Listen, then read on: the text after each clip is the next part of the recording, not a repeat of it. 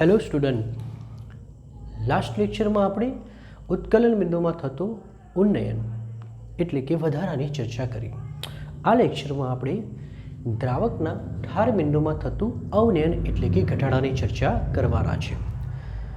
હવે શુદ્ધ દ્રાવકમાં જ્યારે દ્રાવ્ય ઉમેરી દ્રાવણ બનાવવામાં આવે તો એનું ઠાર બિંદુ ઓછું થાય છે અને એને જ કહેવામાં આવે ઠાર બિંદુમાં થતું અવનયન. એટલે કે જ્યારે પાણી કેટલા તાપમાને ઠરે છે તો 0 સેલ્સિયસ તાપમાને.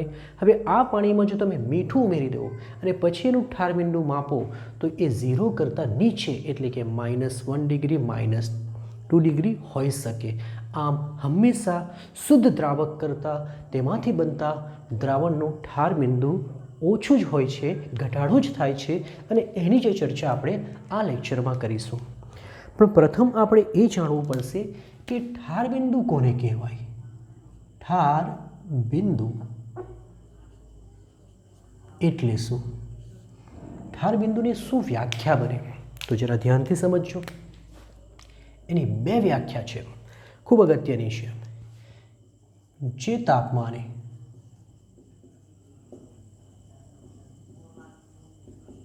પદાર્થની પ્રવાહી કલા અને ઘન કલા મીન્સ અવસ્થા, પ્રવાહી અવસ્થા અને ઘન અવસ્થા એકબીજાના સંતુલનમાં હોય તો તે તાપમાનને તે પદાર્થનું ઠાર બિંદુ કહે છે. પ્રવાહી કલા અને ઘન કલા એકબીજાના સંતુલન અવસ્થામાં. એનો મતલબ શું થાય? એનો મતલબ એમ થાય કે કોઈ પદાર્થ જે ઘન સ્થિતિમાં છે એ શામાં રૂપાંતર પામે? પ્રવાહી. અને એ જ પ્રવાહી પદાર્થ ફરી પાછો શામાં રૂપાંતર પામે? ઘન સ્થિતિમાં. એટલે કે પુરોગામી પ્રક્રિયા અને પ્રતિગામી પ્રક્રિયા બંને દિશામાં થતી હોય તો જ્યારે પુરોગામી પ્રક્રિયા અને પ્રતિગામી પ્રક્રિયાનો વેગ સમાન બનશે એટલે કે ઘનમાંથી પ્રવાહી બનવું અને પ્રવાહીમાંથી ઘન બનવાનો વેગ જ્યારે સમાન બને તે જ સ્થિતિને સંતુલન કહેવામાં આવે. અને આવું જે તાપમાને પ્રાપ્ત થાય તે તાપમાનને પદાર્થનું શું કહેવામાં આવે? ઠાર બિંદુ. આ સિવાય એક બીજી વ્યાખ્યા છે. તો જે તાપમાને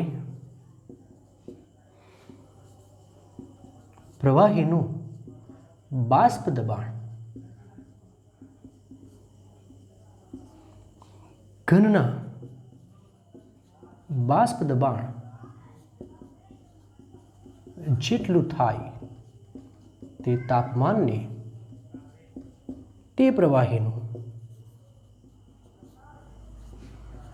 ઠાર બિંદુ કહે છે. ફરી પાછા, જે તાપમાને પ્રવાહીનું બાષ્પ દબાણ ઘનના બાષ્પ દબાણ જેટલું થાય તે તાપમાનને પ્રવાહીનું ઠાર બિંદુ કહે છે. હવે આપણે આ વ્યાખ્યાને આલેખ દ્વારા સમજી શકીએ. ચાલો ધ્યાનથી જુઓ. અહીં આપણે એક્સ અક્ષ પર તાપમાન અને વાય અક્ષ પર બાષ્પ દબાણ લઈ લઈએ. પાત્રમાં પાણી લઈએ. ઓરડાના તાપમાને પાણીનું બાષ્પ દબાણ અહીં હશે, સમજો. અને તાપમાન વધે તો બાષ્પ દબાણ વધે અને તાપમાન ઘટે તો બાષ્પ દબાણ ઘટે, એ તમને ખબર છે. એટલે જેમ જેમ તાપમાન આપણે નીચું લાવીશું એના બાષ્પ દબાણમાં ઘટાડો થશે. આમ કરતાં કરતાં એ એવા કોઈ બિંદુએ પહોંચે કે જ્યાં તાપમાન ઘટતા એ પ્રવાહી ઘન સ્થિતિમાં રૂપાંતર થવાની શરૂઆત થાય. હવે થશે શું કે પ્રવાહી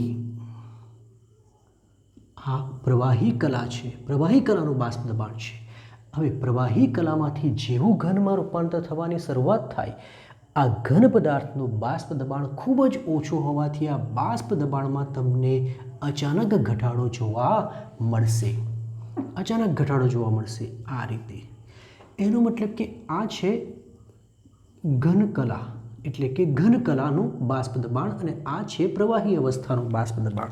પણ આ જે બિંદુ મળે છે એ બિંદુ પાસે ઘન કલા અને પ્રવાહી કલા બંને એકબીજાના શું કહેવાય સંતુલનમાં છે, અથવા તો કહી શકીએ કે અહીં ઘન કલાનું બાષ્પ દબાણ અને પ્રવાહી કલાનું બાષ્પ દબાણ કેવું બનશે? સમાન બને છે આ બિંદુ આગળ. તો આ જે બિંદુ પ્રાપ્ત થાય છે એ બિંદુ આગળ જે તાપમાન મળે એને જ શું કહેવામાં આવે? ઠાર બિંદુ કહે છે. આમ પ્રવાહી કલા અને ઘન કલા જે તાપમાને સંતુલન સ્થિતિમાં હોય તેને ઠાર બિંદુ કહેવાય, અથવા તો એમ કહી શકીએ જે તાપમાને પ્રવાહી ઘનમાં રૂપાંતર થવાની શરૂઆત કરે એને ઠાર બિંદુ કહી શકાય, અથવા તો જે તાપમાને પ્રવાહીનું બાષ્પ દબાણ અને ઘનનું બાષ્પ દબાણ સમાન બને તેને ઠાર બિંદુ કહી શકાય છે. તો આ ઠાર બિંદુ આવું હોય છે.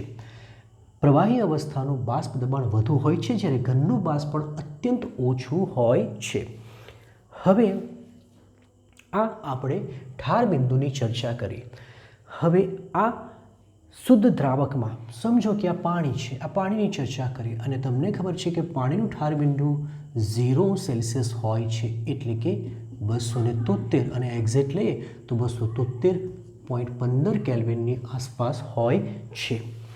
હવે આ શુદ્ધ પાણીમાં દ્રાવ્ય ઉમેરી દ્રાવણ બનાવવામાં આવે તો તેના ઠાર બિંદુમાં કેમ ઘટાડો થાય છે એની ચર્ચા આના પછી હવે કરીએ.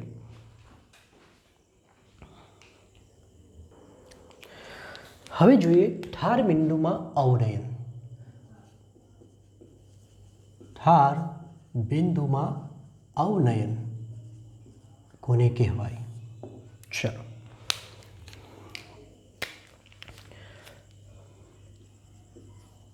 શુદ્ધ દ્રાવકમાંથી દ્રાવ્ય બનાવવામાં આવે તો તેના ઠાર બિંદુમાં ઘટાડો થાય છે. કારણ કે ચલો આ મુદ્દો તો આપણે લખી દીધો કે શુદ્ધ દ્રાવકમાંથી દ્રાવણ બનાવવામાં આવે ત્યારે તેના ઠાર બિંદુમાં શું થાય છે? ઘટાડો થાય છે. હવે કારણ શું છે? એ કારણ માટેનો આ મુદ્દો પૂરો કરવા માટે આપણે ફરી પાછા આલેખ પર આવી જઈએ. ચલો ફરી પાછા આલેખ દોરી દઈશું.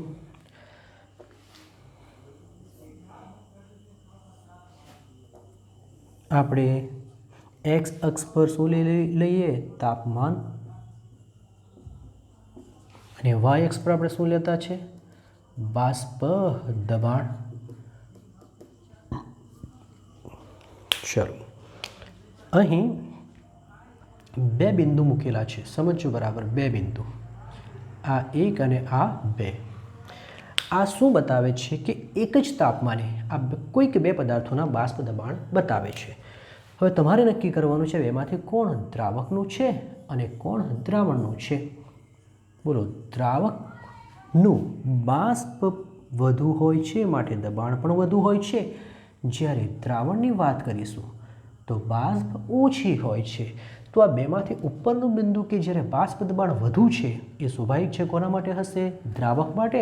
અને નીચેનું બિંદુ કે જેનું બાષ્પ દબાણ ઓછું છે એ કોના માટે છે? દ્રાવણ માટે. તો આ છે દ્રાવક અને આ છે દ્રાવણ, કોઈ એક જ તાપમાને. હવે એ પણ બધાને ખબર છે તાપમાન વધશે તો બાષ્પ દબાણ વધશે, બંને માટે તાપમાન વધશે તો બાષ્પ દબાણ વધશે. તો એનું ઉલટું કરીએ તો શું થાય? એનું ઉલટું એટલે કે તાપમાન ઘટાડીએ તો શું થશે? તો તાપમાન ઘટાડીશું તો બાષ્પ દબાણ ઘટશે. તો આ દ્રાવકનું તાપમાન ઘટાડતા એનું બાષ્પ દબાણ આ રીતે ઘટે છે.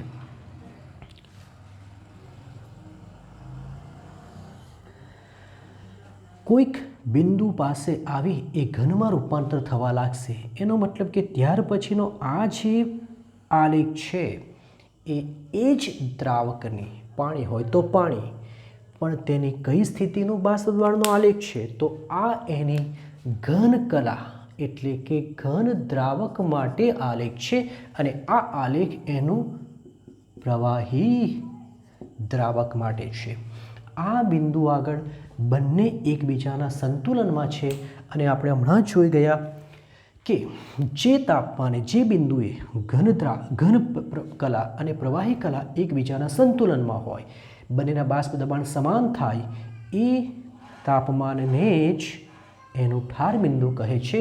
આ શુદ્ધ દ્રાવક માટે છે, માટે ઠાર બિંદુ માટે આપણે સંકેત વાપરવાના છે TF. શુદ્ધ સ્થિતિમાં માટે નોટ લખી દેશું. તો આ TF બોલો, T નોટ F એ કોનું છે? દ્રાવકનું. પણ કઈ સ્થિતિમાં? શુદ્ધ દ્રાવકનું ઠાર બિંદુ છે. ચલો હવે ધ્યાનથી જુઓ કે દ્રાવક કરતાં દ્રાવણનું બાષ્પ દબાણ તો પહેલાંથી જ ઓછું છે, બરાબર, આપણે જોઈ ગયા છે. હવે જો એનું તાપમાન નીચું લઈ જવામાં આવે તો એ કંઈ ઉપર તો નહીં જવાનું. તાપમાન નીચું લાવશે તો બાષ્પ દબાણ ઘટવાનું જ. તો એનું બાષ્પ દબાણ ઘટતાં ઘટતાં જેમ તાપમાન નીચું લાવશું તો એનું બાષ્પ દબાણ ઘટતું જશે. પરંતુ હવે એ આ ઘન કલાના વક્ર સાથે, એટલે કે ઘન કલાની બાષ્પ દબાણના વક્ર સાથે અહીં મળતું નથી, પરંતુ એના કરતાં વધુ નીચા તાપમાને મળે છે. એટલે કે એ આ તાપમાને મળે છે. એનો મતલબ કે આ બિંદુ પાસે દ્રાવણમાં રહેલા દ્રાવણનું ઠાર બિંદુ આ બિંદુ થશે. એટલે કે દ્રાવણનું બાષ્પ દબાણ અને અહીં ઘન કલાનું બાષ્પ દબાણ કેવું બનતું હશે? સમાન બનતું હશે. આને આપણે TF કહેશું. તો TF બોલો કોનું થશે? દ્રાવણનું ઠાર બિંદુ દર્શાવે છે. હવે આ બંને વચ્ચે જે કંઈ તફાવત છે એ તફાવતને જ કહેવામાં આવે ઠાર બિંદુમાં થતું અવનયન, એટલે કે ડેલ્ટા TF. તો એ ડેલ્ટા TFને આપણે કેવી રીતે લખી શકીએ? તો વધુમાંથી ઓછા. આમ જોઈએ તો વધારે હોય છે, એટલે આ કિંમત વધારે છે અને આ કિંમત ઓછી છે, એટલે વધુમાંથી ઓછાને માઇનસ કરીએ તો આપણને ઠાર બિંદુમાં થતું અવનયન મળી જાય છે. તો હવે આપણો ક્વેશ્ચન શું હતો કે શા માટે ઘટે છે? તો કારણ એ લખીશું કે શુદ્ધ દ્રાવક કરતાં તેમાંથી બનતા દ્રાવણનું બાષ્પ દબાણ ઓછું હોય છે, માટે એ વધુ નીચા તાપમાને ઘન દ્રાવકવાળા વક્રને મળે છે. એટલે કે એનું બાષ્પ દબાણ એનું ઠાર બિંદુમાં ઘટાડો થાય છે. તો લખીશું કારણ કે શુદ્ધ દ્રાવક કરતાં દ્રાવણનું બાષ્પ દબાણ ઓછું હોય છે, તેથી તે વધુ નીચા તાપમાને ઘન દ્રાવક સાથે સંતુલન પ્રાપ્ત કરે છે. અને એટલે જ તો એના ઠાર બિંદુમાં શું થાય છે? ઘટાડો થાય છે. હવે વાત એવી છે કે અહીં આપણે જે આ બાષ્પ દબાણ જોયું દ્રાવકનું હતું, તો અહીં બાષ્પ દબાણ કોનું આવે? દ્રાવણમાં તો બે પદાર્થો આવે. એક કોણ આવશે? દ્રાવક આવશે અને બીજો કોણ આવે? દ્રાવ્ય. તો આ ઠાર બિંદુ કોણ પામે? એટલે કે ઠારણ કોનું થાય? તો યાદ રાખજો કે દ્રાવ્ય કદાપી ઠારણ પામતો નથી. ઠારણ એટલે કે ઘન અવસ્થામાં તો કોણ જ રૂપાંતર પામે છે? દ્રાવક જ પામે છે. એટલે આ પણ પ્રવાહી દ્રાવક જ છે. ફરક એટલો છે કે આ પ્રવાહી દ્રાવક શુદ્ધ સ્થિતિમાં છે અને આ પ્રવાહી દ્રાવક દ્રાવણની સ્થિતિમાં, એટલે કે અશુદ્ધ સ્વરૂપે છે. એટલે એને આપણે TF વડે અને પહેલાંને T0F વડે દર્શાવી દીધું. આમ શું લખી દઈશું? આમ ઠાર બિંદુમાં થતું ઉન્નયન ડેલ્ટા TF બરાબર સૂત્ર બનશે T0F માઇનસ TF. હવે પ્રાયોગિક માહિતી સાબિત કરે છે કે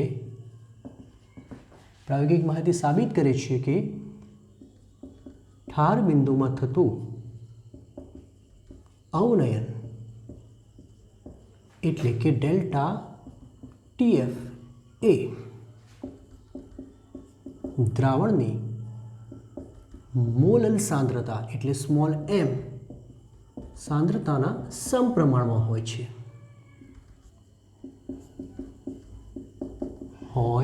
છે તો એનો મતલબ એ થાય કે ડેલ્ટા ટીએફ ચલે છે સ્મોલ એમ ચલે છે ની નિશાની કાઢવા માટે આપણે અચળાંક કે અચળાંક આવશે કેએફ, જ્યાં કેએફ બરાબર શું છે તો એને જ કહેવામાં આવે મોલલ અવનયન અચળાંક.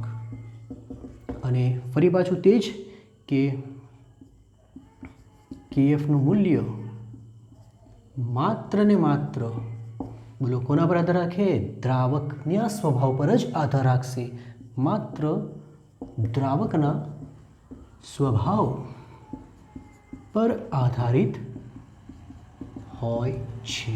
એનો મતલબ એ થાય કે એક જ દ્રાવક લઈએ અને અલગ અલગ દ્રાવણો બનાવીએ, પરંતુ તેના માટે કેએફનું મૂલ્ય કેવું રહેશે? સમાન, કારણ કે દ્રાવક સમાન છે. પરંતુ જો દ્રાવક બદલી લેવામાં આવે અને દ્રાવ્ય એક રાખવામાં આવે તો કેએફનું મૂલ્ય શું થાય છે? બદલાય છે. કારણ શું છે કે દ્રાવકના સ્વભાવ પર જ આધાર રાખે છે.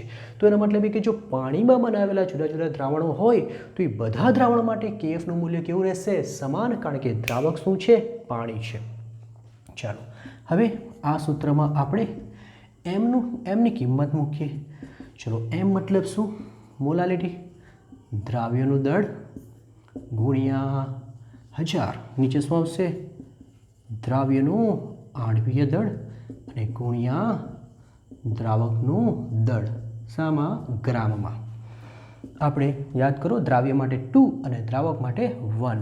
તો પછી કેએફ ગુણ્યા W2 ગુણ્યા શું લખીશું? 1000 અને નીચે M2 અને ગુણ્યા W1.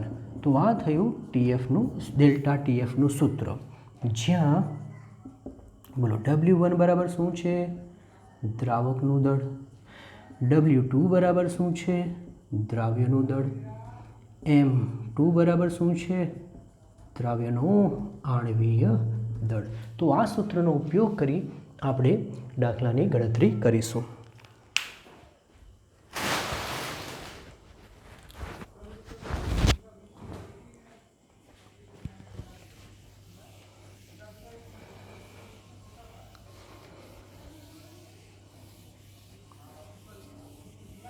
આપણે કેએફના એકમની વાત કરી લઈએ. તો કેએફને સૂત્રના કરતા બનાવીએ આ સમીકરણ પરથી તો સૂત્ર બનશે ડેલ્ટા ટીએફના નીચે એમ. તો એકમ શું થશે? બોલો એકમ શું થશે? એકમ ટીએફનો એકમ કેલ્વિન અને મોલનો શું થશે? મોલાલિટીનો મોલ પ્રતિ કિલોગ્રામ. તો આનો એકમ આવશે કેલ્વિન. મોલ પ્રતિ કિલોગ્રામ એટલે કિલોગ્રામ ઉપર જાય અને મોલ નીચે હોય તેને ઉપર લઈ જઈએ તો શું બનશે? કિલોગ્રામ કેલ્વિન, કિલોગ્રામ પ્રતિ મોલ. તો આ તમારા કેએફનો એકમ થઈ ગયો. તો તમારી થિયરી અહીં પૂરી થાય છે. હવે થોડું વધારે જોઈએ તો કેએફની વ્યાખ્યા શું? કેએફની વ્યાખ્યા બનાવીશું. ચલો આ સૂત્રની વાત કરીએ. કેએફ બરાબર ડેલ્ટા ટીએફના છેદમાં એમમાં જો સ્મોલ m1 હોય તો શું થશે? ચલો વિચારો. જો એમ એટલે કે મોલાલિટીની કિંમત 1 હોય એટલે કે 1 મોલલ હોય તો કેએફ બરાબર શું થવાના? Delta TF. એનો મતલબ કે 1 મોલલ દ્રાવણના ઠાર બિંદુમાં જેટલો ઘટાડો થાય એને જ આપણે શું કહી શકીએ? કેએફ કહી શકીએ. તો વ્યાખ્યા એમ બનશે કે 1 મોલલ દ્રાવણના ઠાર બિંદુમાં થતા ઘટાડાને મોલલ અવનયન અચળાંક કેએફ કહે છે. આ KF શોધવા માટેનું સૂત્ર ઉપર તો ખરું જ, તે સિવાય આપણે આના પરથી બનાવીએ તો શું બનશે બોલો? આ બંને કિંમત ઉપર જશે એટલે M2 ગુણ્યા W1 અને નીચે આવશે W2 ગુણ્યા 1000. એક આ સૂત્ર થશે. એક બીજું સૂત્ર છે ઉષ્માગતિશાસ્ત્ર મુજબ, જેની સાબિતી જરૂરી નથી, ફક્ત ને ફક્ત સૂત્ર યાદ રાખવાનું છે, અને એ છે R ગુણ્યા M1 ગુણ્યા TF² ના નીચે શું આવતું હતું યાદ કરો? 1000. અને અહીં હતું ડેલ્ટા. ત્યારે ઉત્કલન બિંદુમાં વેપરાઇઝેશન એટલે બાષ્પીયન ઉષ્મા હતી. અહીં ફ્યુઝન એટલે કે ગલન એન્થાલ્પી આવશે, જ્યાં R વાયુ અચળાંક, TF દ્રાવણનું ઠાર બિંદુ, M1 દ્રાવકનું આણ્વીય દળ અને ડેલ્ટા ફ્યુઝન H એટલે કે ગલન એન્થાલ્પી આવે છે.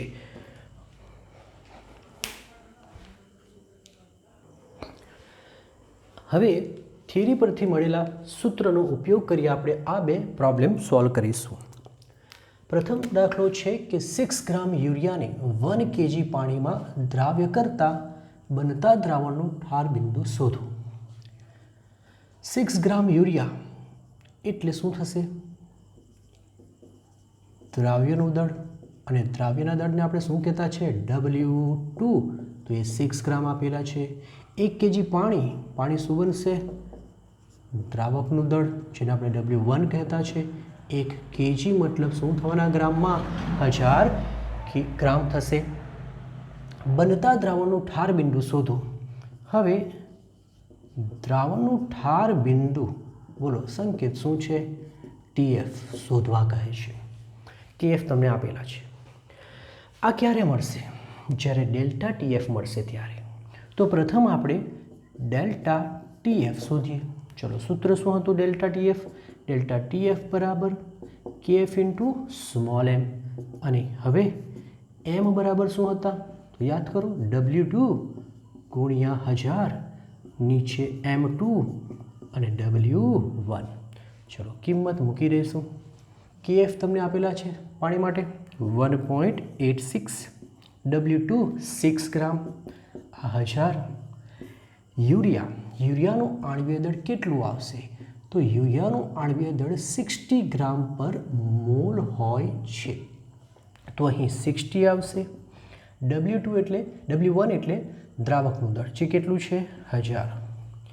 આ કેન્સલ થશે, 6 કેન્સલ થશે એટલે 10 બચે. તો 1.86 ભાગ્યા 10 એટલે કે ડાયરેક્ટ જવાબ લખીશું 0.186. તો આ તમને ઠાર બિંદુમાં થતો ઘટાડો એટલે કે અવનયન મળી ગયું. પરંતુ એટલું નથી માંગેલું, આપણે તો દ્રાવણનું ઠાર બિંદુ શોધવાનું છે, એટલે કે TF શોધવાના છે. હવે કોઈ કહેશે મને ડેલ્ટા TF બરાબર સૂત્ર શું હતું? ડેલ્ટા TF બરાબર યાદ કરો, વધુમાંથી અંતિમ બાદ કરવાના. વધુ હોય છે શુદ્ધનું, એટલે કે T0F માંથી આપણે TF બાદ કરીશું. હવે આ કિંમત મને જોઈએ છે, તો આને આમ લાવો તો TF, અને આને આમ લઈ જાઓ તો આ માઇનસના પ્લસ થયા, અને આ થવાના ફરી પાછા માઇનસ, એટલે ડેલ્ટા TF. અને કિંમત જો તમે કેલ્વિનમાં આન્સર લાવવા માંગતા હોય તો તમારે એ મૂકવી પડશે 273 માઇનસ 0.186, અથવા સેલ્સિયસમાં જોઈતો હોય તો આપણે 0 લેશું. તો છેલ્લો આન્સર શું આવશે? માટે TF એટલે કે દ્રાવણનું ઠાર બિંદુ, ચલો કેટલું થશે? 272.814 કેલ્વિનની આસપાસ આવશે, ચેક કરી લેવાનું. તો આ તમારા કોનું દ્રાવણનું ઠાર બિંદુ મળી ગયું. હવે બીજો ક્વેશ્ચન જોઈશું.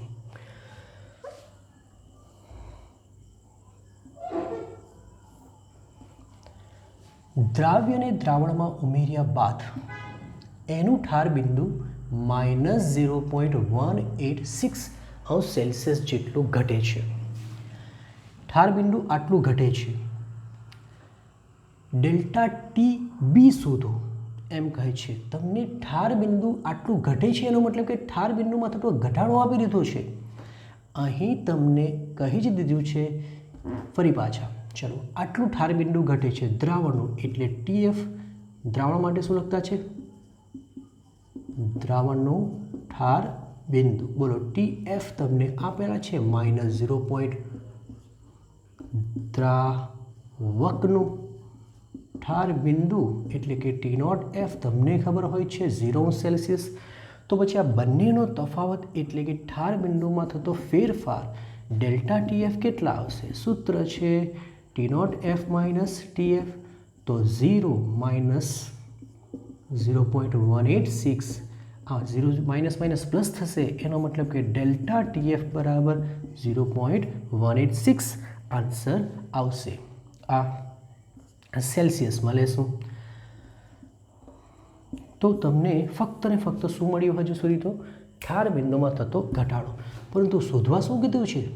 આ તો બી લખેલા છે, એનો મતલબ કે ઉત્કલન બિંદુમાં થતો વધારો શોધવા કહે છે. તો આપણે એના માટે શું કરીએ? ચલો જુઓ, ડેલ્ટા TFનું સૂત્ર છે KF × M. હવે જો આ સૂત્ર પરથી હું M શોધી લઉં તો આ એમનો ઉપયોગ કરીને આપણે ડેલ્ટા TBની કિંમત શોધી શકીએ. તો પ્રથમ આપણે સ્મોલ m શોધીશું. ચલો, ડેલ્ટા TF કેટલા આપેલા છે? 0.186. KF કેટલા છે? તો 1.86. એનો મતલબ કે આ કિંમત 0.1 આવશે. હવે આ કિંમત અહીં મૂકીશું તો કે બી કેટલા આપેલા છે? 0.52 ગુણ્યા 0.1. તો આ ગુણાકાર 0.052 થશે. તો આ તમારો ફેરફાર એટલે કે ઉત્કલન બિંદુમાં થતું ઉન્નયન કેટલા સેલ્સિયસ મળે છે? 0.052 મળે છે. તો આ તમારો આન્સર. નેક્સ્ટ એક્ઝામ્પલ છે, ઇથિલિન ગ્લાયકોલ એ ઠંડા વાતાવરણમાં ઠારણ વિરોધી છે. ઠારણ વિરોધી એટલે કે એન્ટી ફ્રીઝિંગ એજન્ટ કે જે પ્રવાહીને ઠરવા દેતું નથી. મતલબ કે એને જ્યારે પાણીમાં ઉમેરવામાં આવે તો પાણીનું ઠાર બિંદુ જે 0°C હોય તે ઘટીને નીચે આવી જાય, એટલે કે પાણી સરળતાથી ઠરે નહીં. માટે કારની બેટરી રેડિએટરમાં આ ઇથિલિન ગ્લાયકોલવાળું પાણી ઉમેરવામાં આવે. ક્યાં? તો જ્યાં ખૂબ વધારે ઠંડી પડતી હોય ત્યાં, જેથી કરી પાણી ઠરી ન જાય. 4 kg પાણીમાં કેટલા ગ્રામ ઇથિલિન ગ્લાયકોલ ઉમેરવામાં આવે કે જેથી તે -6°C તાપમાનને ઠારણ અટકાવે. મતલબ એ પાણીનું ઠાર બિંદુ -6 સુધી લઈ આવે. -6 સુધી પાણી ઠરે નહીં, પણ જેવું -6 પહોંચે એ ઠરવાનું ચાલુ થઈ જાય. તો એનો મતલબ એ થઈ ગયો કે તમને દ્રાવણનું ઠાર બિંદુ આપી દીધું છે અને તે છે -6°C. દ્રાવકનું કેટલું આવે? બોલો, દ્રાવકનું કેટલું આવશે? તો દ્રાવકનું હશે 0°C. તો આના પરથી તમને ડેલ્ટા TF મળી જાય. સૂત્ર શું છે? તો T0F - TF. ચલો, કિંમત આની કેટલી છે? 0. -6 એનો મતલબ કિંમત આવી 6. ફેરફાર હંમેશા ધન જ રહે છે. ચાલો, હવે આપણે તો શોધવાનું છે કેટલા ગ્રામ ઇથિલિન ગ્લાયકોલ ઉમેરવું પડે. તમને પાણીનું વજન આપેલું છે, આનું વજન એટલે કે દ્રાવ્યનું વજન શોધવાનું છે. તો આનું સૂત્ર મૂકીશું, ડેલ્ટા TF બરાબર KF ગુણ્યા W2 ગુણ્યા 1000, નીચે આવે M2 અને W1, અને સૂત્રના કરતા બનાવીએ તો આ બધી વસ્તુ ઉપર જશે, એટલે કે W2 બરાબર ડેલ્ટા TF ગુણ્યા M2 ગુણ્યા W1, આ બે કિંમત નીચે આવે તો KF અને કેટલા હશે. હવે પાણી માટે, અહીં પાણી માટે KF ફિક્સ હોય છે અને તે હોય છે 1.86 કેલ્વિન કિલોગ્રામ પ્રતિ મોલ, જેની કિંમત તમને રકમમાં આપી જ હોય છે. ચાલો ડેલ્ટા TF કેટલા મળી ગયા, તો ડેલ્ટા TF મળ્યા 6. M2 ઇથિલિન ગ્લાયકોલ માટે M2 62 આવે. ઇથિલિન ગ્લાયકોલનું જો તમે સૂત્ર જોશો તો આ છે ઇથિલિન ગ્લાયકોલનું સૂત્ર. તો ઇથિલિન ગ્લાયકોલના સૂત્ર પરથી ગણતરી કરશો તો તમને મળી જશે એનું 62. ત્યારબાદ W1 એટલે કે દ્રાવકનું, અને દ્રાવકનું 4 kg એટલે કે 4000 ગ્રામ આપેલું છે. ચલો KF કેટલા આપેલા છે 1.86 અને આ છે 1000. આ બધાનો જવાબ લગભગ 800 ગ્રામ મળે છે. એનો મતલબ એ થયો કે ઇથિલિન ગ્લાયકોલનું 800 ગ્રામ વજન 4 kg પાણીમાં ઉમેરીએ તો તે 6 સેલ્સિયસ -6 ડિગ્રી સુધી પાણીને ઠરવા દેતું નથી. તો આ તમારો આન્સર.